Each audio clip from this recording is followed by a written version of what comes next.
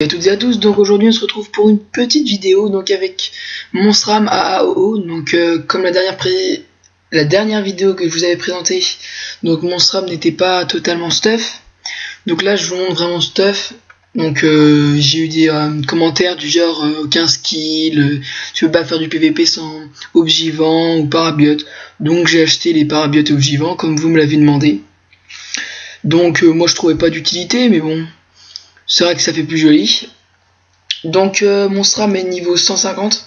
Donc il est full trophée. Donc je vais vous montrer ça. Donc d'abord, donc on va mettre l'inventaire en même temps les caractéristiques. Donc j'ai plus de choses que ça, mais je les ai mis à la banque parce que je voyais pas l'intérêt de montrer là les objets. Donc d'abord une coiffe du Royal Mood comme la dernière fois. Le stuff n'a pas trop changé, hein. À part j'ai mis une coiffe Obgivant parce que je préférais celle coiffe Obgivant que la Parabiote. En revanche la cape, je préférais la cape Parabiote. Donc j'ai fait un petit changement. Donc je vais vous montrer tout ça. Donc coiffe du Royal Mood, 197 vitalité, 50 intel, 51 chance, 39 sagesse, mais surtout moi ce qui me préoccupait le plus c'est les 10 dommages de poussée. Donc je préfère prévenir, les 10 dommages de poussée sont sur tous les items du Royal Mood. Donc ensuite la baguette des limbes, pardon. Moins 35 en force, donc elle n'est pas over vita. Donc 40 sagesse, 28 intel et 1 PA, 1 PM, 1 PO. Un Géano 140 vita, 1 PA. Une cape du Gorgouille, donc je vais vous montrer pourquoi la cape du Gorgouille. Donc j'ai pris cette cape notamment parce que 188 vitalité ça va, la vitalité, bon que dalle d'intelligence, mais 7 dommages de poussée, et si je le combine avec le gantelet du Gorgouille qui me donne 8 dommages de poussée, et hop là, donc j'ai 2 objets, ça me fait 10 intelligence et 5 dommages de poussée. Donc c'est vrai que si vous pouvez me dire oui c'est pas super utile de mettre que des dommages de poussée, mais moi c'était vraiment ce personnage était vraiment centré sur les dommages de poussée pour un SRAM. Donc voilà, donc le cafard. Donc généralement je vais pas mettre le cafard, je vais plutôt mettre la DD. Ah, mince. Hop, donc ça va me mettre à 2709 de vitesse, toujours pas énorme, mais en 10-6. Donc là je vais vous mettre le cafard juste histoire de vous montrer les dommages de poussée que ça donne. Ensuite des bottes du Royal Mood, 147 vita, 31 intel, 31 chance, 28 sagesse, 1 PM et comme je vous l'ai dit 10 dommages de poussée. Donc la ceinture du Royal Mood, 34 intel, 130 vita, 38 chance, 10 dommages de poussée. Donc le gantelet du Gorgouille comme je vous l'ai montré tout à l'heure, donc les 8 dommages de poussée, quelques petits dommages, 90 de vitalité. Bon je pense que je vais le changer ce gantelet parce qu'il a pas l'air d'être super, j'ai le changer.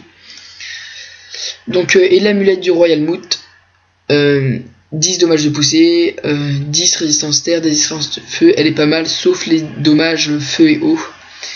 Et 1 PA, 36 intel, 31 de chance et 120 de vitalité. Donc ensuite ce qui est des trophées, comme je vous l'ai dit tout à l'heure, je me suis basé sur un personnage full trophée, full dommage de poussée pardon. Donc ce qui donne le pousseur mineur 10 dommages de poussée, pousseur 20 dommages de poussée, bousculeur 40 dommages de poussée, moins 16 de tacle, bousculeur majeur moins 32 de tacle, 80 dommages de poussée, bousculeur mineur 20 dommages de poussée, 8 de tacle et pousseur majeur 40 dommages de poussée. On va regarder en détail ce que ça fait. Donc vous pouvez voir que l'intelligence c'est pas énorme, 299, mais vous allez voir que ça tape quand même pas mal comparé à mon ancien stuff, enfin quand j'étais pas vraiment totalement stuffé. Donc on peut voir que les tacles c'est vraiment pas super, mais pour l'instant les tacles je m'en fous un peu parce que j'ai quand même un peu de fuite, ça c'est pas mal la fuite. Et donc dommage, j'ai 0 dommage, 16 de puissance, 29 de dommage feu et 30 de dommage eau. Ensuite en dommage de poussée, 330 dommages de poussée. Donc je peux vous dire quand même que ça fait très mal. Donc après des résistances, on va dire bof. C'est en montant mon grade que je vais pouvoir mettre des boucliers et peut-être me baser un peu plus sur les résistances. Vous me direz ce que vous en penserez, sans, comme la dernière vidéo, critiquer. C'est vraiment pas utile de critiquer, vous pouvez me dire s'il manque des choses. Donc je vais vous montrer ça au punching ball. Donc je vais tout remontrer en détail. Donc alors, d'abord on commence, donc il y a le coup sournois, hein, tout simple. Donc 535, hop, 565 et la petite libé qui passe à boum 414. Donc là déjà ça fait un tour à moins 1500.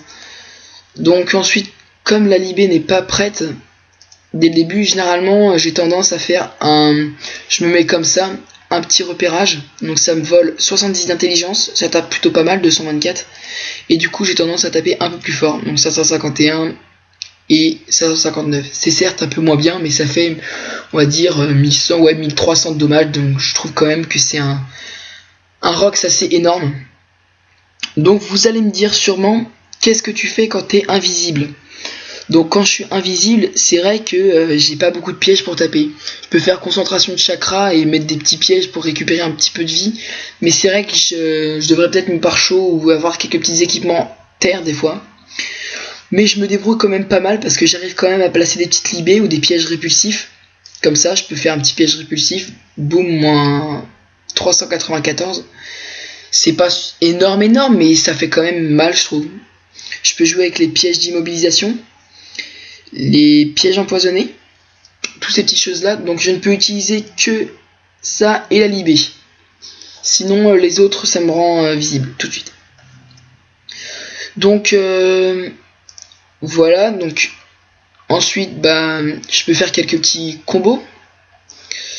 Par exemple, attendez, quand mon adversaire est comme ça, je vais passer mon tour, tac. J'aurais pas dû faire ça, je me suis trompé. Mince. Et bon, ça fait quand même pas mal. Et ça fait pas mal de dommages quand même, je trouve. Ça fait des bons tours, quoi. Donc pour le PVP, c'est sûr qu'il y a des personnages qui sont beaucoup mieux que le mien. Mais je trouvais mon personnage assez original. Donc voilà, vous avez à peu près vu comment il tapait. Hop là, je peux faire des petits combos comme ça.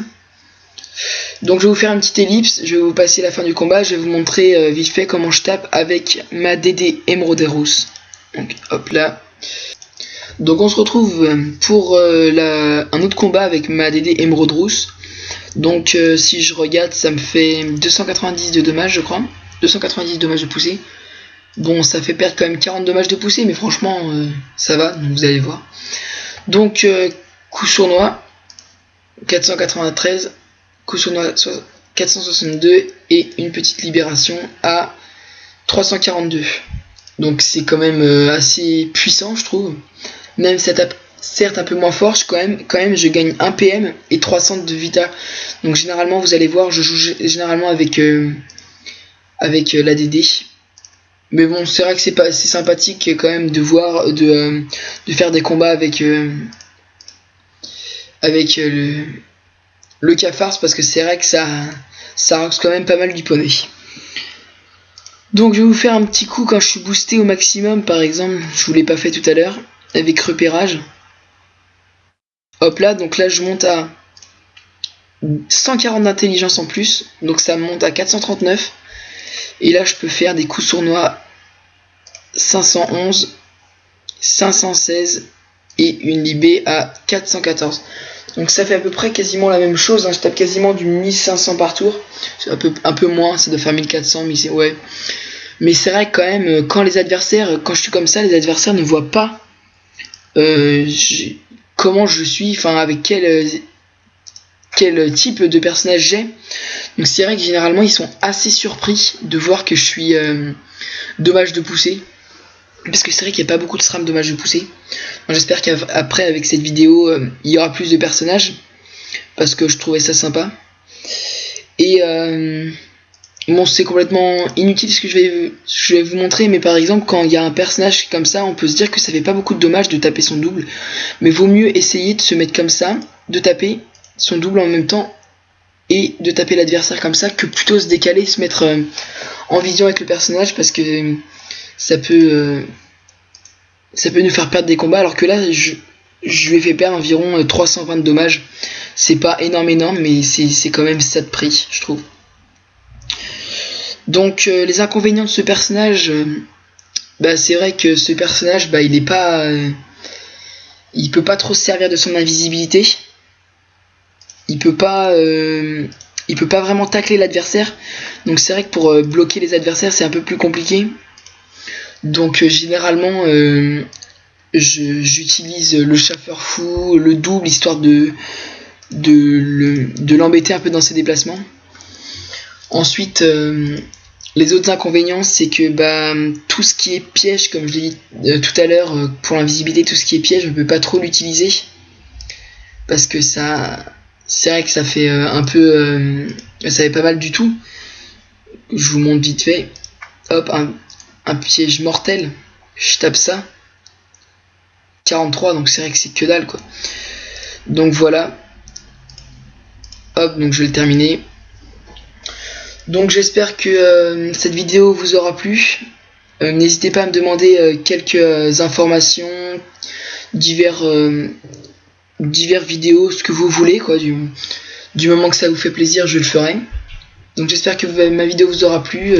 Abonnez-vous, likez, commentez et passez une très bonne journée, je sais pas, comme vous voulez. Bon allez, salut!